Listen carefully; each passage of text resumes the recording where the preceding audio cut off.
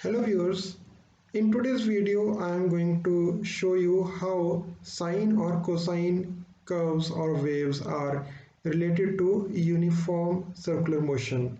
So here we have a vector that will be going around the origin with uniform angular velocity.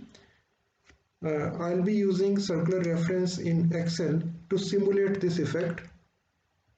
So when I press the F9 key, it begins to move around. In the next step, we plot the footprints of this vector on the x and y axis. So here you get a purple footprint on the x-axis and this green footprint on the y-axis. See how they change position as this vector progresses.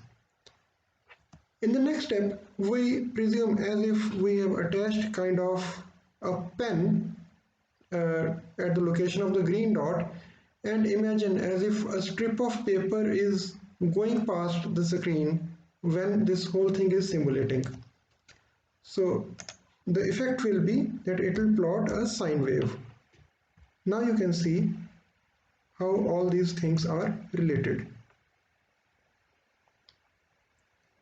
So this simulation clearly showcases the relationship between uniform angular velocity and the sine or cosine curves. Cosine curve is nothing but a sine wave which has been shifted by pi by 2 radians or say 90 degrees angle. I guess it has made the point clear. Thanks for watching.